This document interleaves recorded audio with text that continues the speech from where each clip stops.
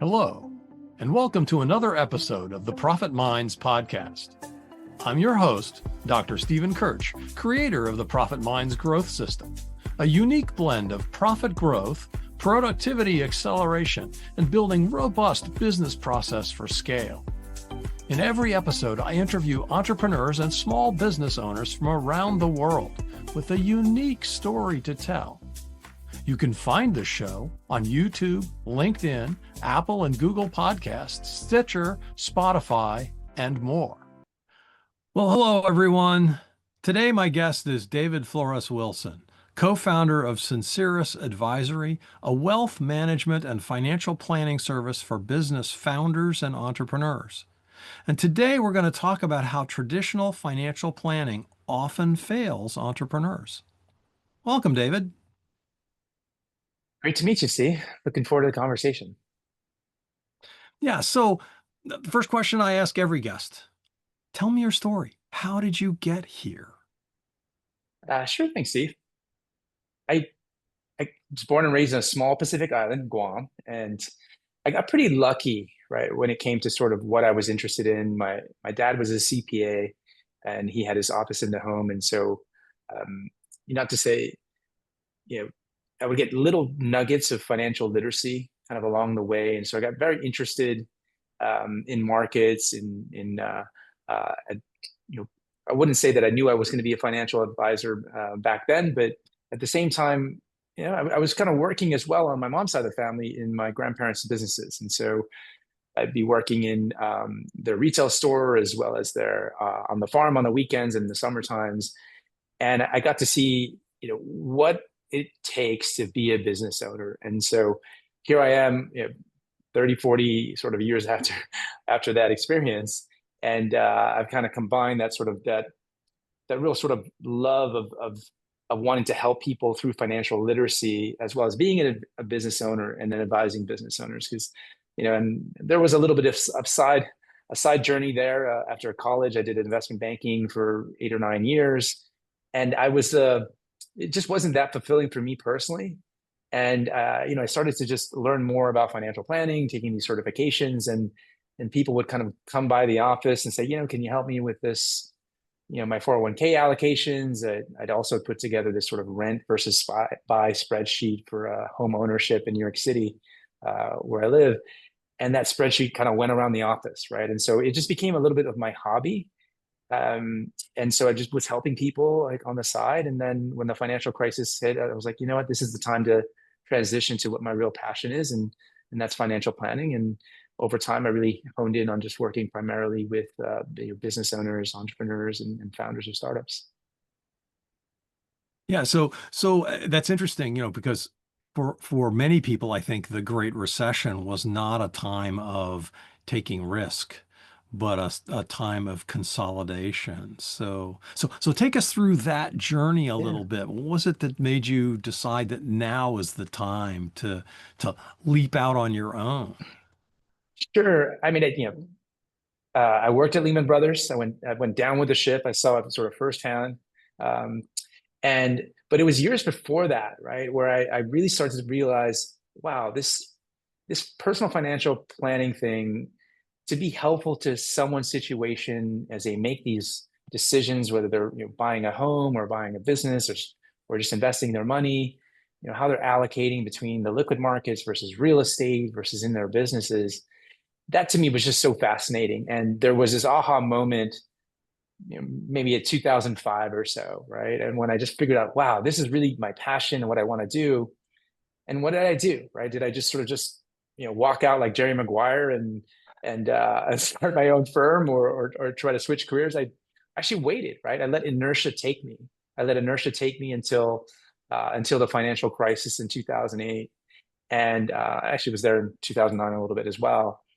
And so sometimes I think like, oh, my destiny in some ways, right, is to make people, to help people live that life of significance. And so they don't wait, right? So what is their passion? What are they interested in? What are they trying to accomplish? What are their values? What are they doing in terms of their financial behaviors?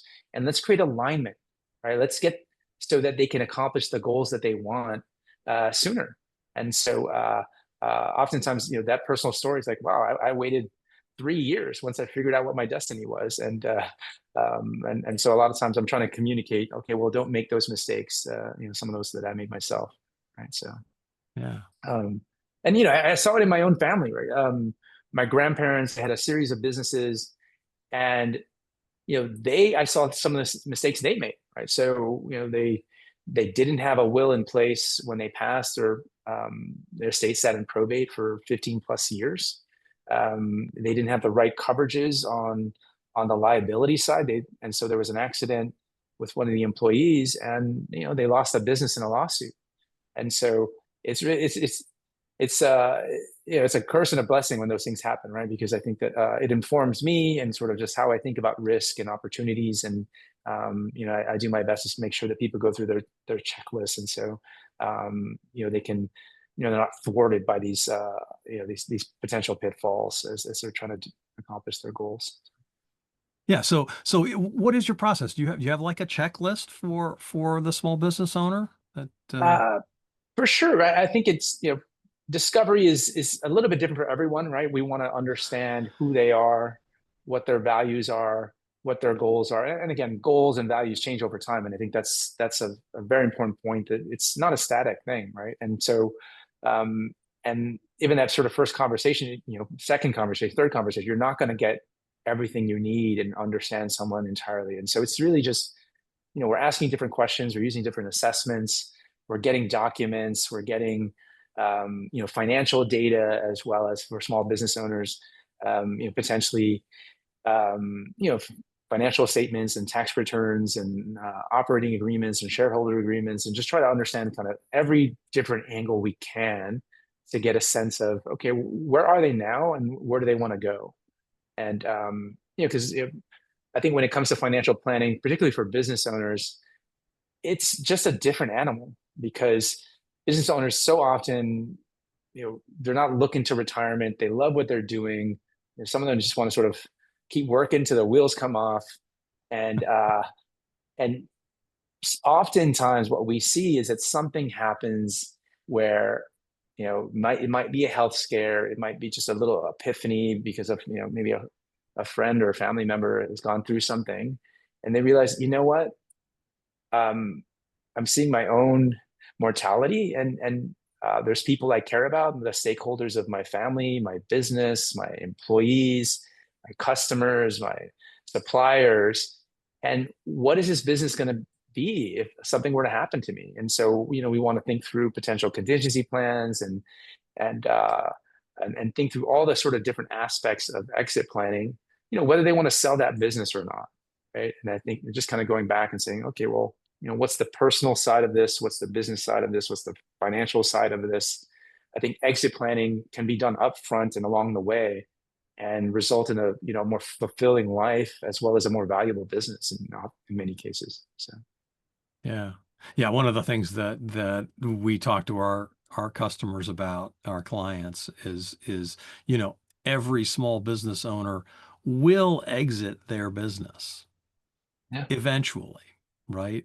It's intentionally or unintentionally. That's right. I mean, it may be in a, as one of my high school math teachers talked about, the somber black parallelepiped, the plain black box that you get buried in, right? Yeah. Or it can be something that you plan for, or maybe something you don't. It's really important to understand what the implications of all of that are, and how. So what's the most important thing in terms of setting them up for success? It is really those three pillars, right? And it's doing that parallel process of, let's get ready on the personal side, the business side, and the financial side. I think that, and it just seems so overwhelming to so many business owners, right? There's all these moving pieces. And my message to business owners oftentimes is, you don't have to do it all at once, right? Let's just do digestible bites. We'll chip it away at, some of the more high priority things, right? Let's just first understand where you are, right? Like, do we need a business valuation, right? What does your financial plan look like right now? Are there any risks in the business and on your balance sheet, on the personal side? Like what do those structures and strategies look like right now? And as well, like at a personal level, like how do you feel about this next phase potentially? Do you have what are the elements of being a business owner that you just can't let go? And I mean, you don't want to, right? It's so challenging for some people to, just to be in this environment, to be managing people, to making high pressure decisions, to making an impact in the community through their business, just evaluating trends and then, moving around in terms of, business strategy and tactics. And it's just very exciting. And then, and you move towards this potential, whether it's a sale or a gift to a family member or a succession internally or a management buyout or sell to a strategic buyer. And then what, right? So many business owners, once they sell their businesses, are unhappy 12 months later. And because people know that, because they know the person that sold their business that's floundering, maybe 12 to 24 months later, then, that really causes more inertia without, by not doing the planning, right? Because it's just so overwhelming. And so I think that, but those sort of things, these different exercises, whether it's, let's like, what would your post-exit week look like, right? Okay, you want to spend more time with the grandkids. Okay, in the 5 hours, you're going to work out more, maybe 8 hours. But what about the other 110 or 20 hours a week that you're going to be awake? And so it really is. We see a real metamorphosis sometimes, right? When people just go through these exercises, and it takes a while and to get ready and comfortable with all these kind of different aspects of the financial, the business side, as well as the personal. And the personal is so important, right? Because I think it's sometimes as a spouse, like, hey, you got to think about retirement. So like, what will happen to the business? What's going to happen to the family if something happens to you? And sometimes it's the flip side, like, oh wow, like spouse is like, I don't know what we're gonna do with you at the house so much. So Yeah. let's have a plan about those things, right? So Yeah, it's like my mother-in-law said to my father-in-law when he retired. She said, "I married you for better or worse, but not for lunch." yeah, I mean, So like you're in these relationships, like a marriage is, it's like, for decades, and all of a sudden, you the change the whole thing dynamic. up. Yeah. It affects spouses and kids and friendships and all those friendships you have, as the business owner, maybe, even in the industry with suppliers, and all of a sudden, if that's not there anymore, what are you going to do with your time? And that's going to leave you fulfilled. And so it's an exploration, really. Yeah. And it takes a little bit of a trial and error, frankly. So. Yeah, I love the fact that you think about this problem holistically, not just about the financial side of things, right? Yeah, the It's numbers are the easy part, right, Steve? to some extent, yeah. I mean, you figure it out on a spreadsheet. You get somebody gives you Yeah. a valuation, and then the question is that enough? And right? Yeah. I do think that what is awakening for some owners is that the route they take when they do sort of exit, really, it's so different, right? Because they can do a succession, and their legacy would potentially live on. They could keep their name on the door. It could be someone they really know well, and potentially, people wouldn't be laid off, and some sort of cost cutting move, with a new owner. They could take the big private equity check, and then they're signing up for something completely different. And I think oftentimes people don't realize that it's not just the numbers that are so different in these different routes. It's these qualitative things and how you impact the stakeholders that you really care about, the employees and your family and, the customers. And so, yeah, it can be, it can be very exciting to get this big check, and then, maybe work through your earnout with a private equity company, maybe roll some of that equity into this new venture. And that's the right route for some people. For others, it's the exact opposite, right? Maybe they need to do an ESOP where it all kind of goes to the employees, and they stay involved for a few years, and they just kind of phase out a little bit over time. So that's a big part of it. And oftentimes we really encourage, we try, of course, to be as objective as possible, but these entrepreneur groups, whether it's EO or YPO, just finding your people that you can have candid conversations with other people that have been through a similar situation or is super important. Because I think I can only be one voice, right? And their accountant is going to be another voice, and their attorney, and of course the M&A advisor or the business broker they hire is going to, and everyone kind of comes from a different perspective, right? And so just kind of bring it all together. It takes time, but I think that's the best approach. Yeah. And then of course there's the family, right? Yes. And what is your wife or your spouse or your husband, whatever, what is your family? What are your kids, right? What do they want? Do they want to take over the business or, and Yeah. and how do you want to phase out of it, right? Particularly if you're my favorite acronym, the CEO, when they're the chief everything officer, Yeah. right? Where everything runs through them, becomes, obviously that impacts the value of the business, but how do you extricate yourself if you've been involved in every piece of the operation for, for forever, right? Yeah. I mean, head of sales, head of HR, managing those supplier relationships. That's right. The chief everything officer. Yeah. It's all in there, right? Yeah. So, yeah. Those systems and processes, again, that's typically where, we'll want to bring in some consultants, obviously, I know the concepts, but I can't be in the business day to day saying, hey, we got to document this process and doing just what are you doing as CEO? And then if it is a family succession, okay, well, how do we get that next generation ready? And then, slowly bringing them into the business. Maybe the best practices is frankly, for them to, if it's a family member, for them to work at a competitor for a number of years and then bring them, or a completely different industry, and then bring them into the business later. How do you sort of bring them up the ranks? And how does that affect the other people, the existing management that's not family members, right? And so all these things are very,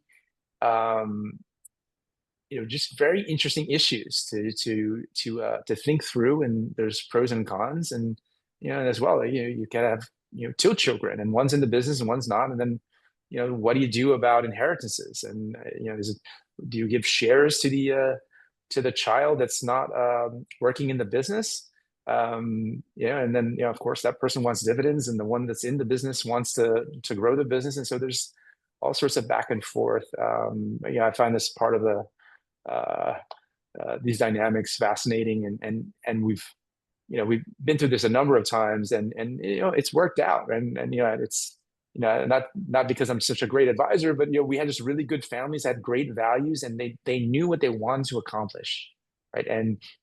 And for example, I'm thinking of a family on the West Coast when they brought in one of the sons, and again, this is one of four cousins, and he was kind of working at one of the major consulting companies, and he was waffling on whether to come into the family business, and he didn't think it was that prestigious, right? And so the business was a very good business, and well, I mean, our advice to him was like, well, if you don't think it's prestigious, like, isn't that your job to make it prestigious? So it was important for him to come, to have the right incentives to make an impact, as well for that first generation to still be involved, to be able to have a lot of input and decision making, but at the same time, give that next generation room to run.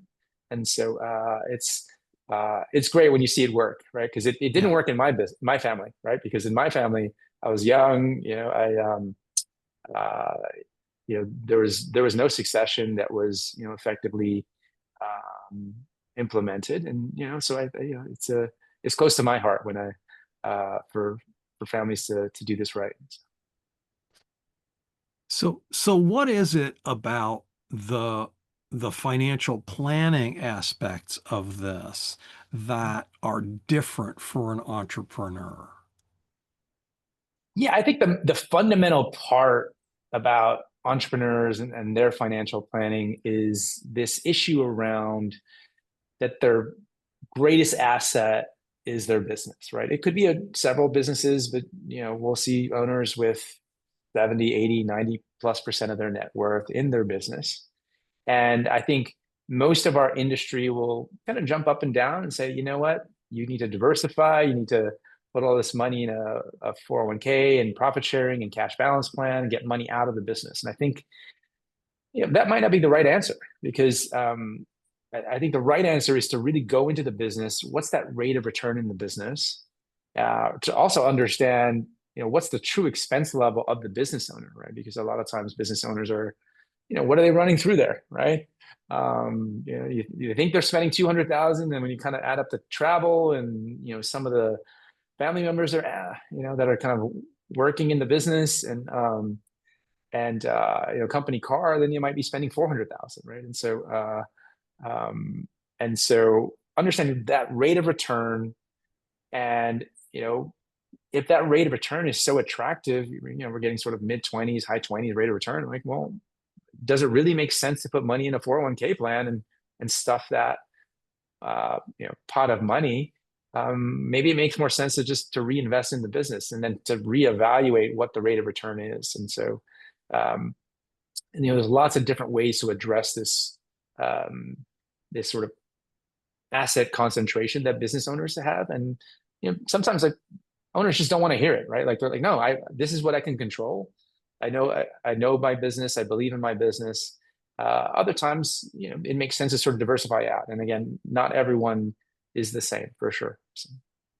Yeah, that's really interesting. Again, trying to understand it's more than just the numbers, right? It's really about what does the impact of this business have on your life, your family, right? And what do you want that to look like as you extricate yourself?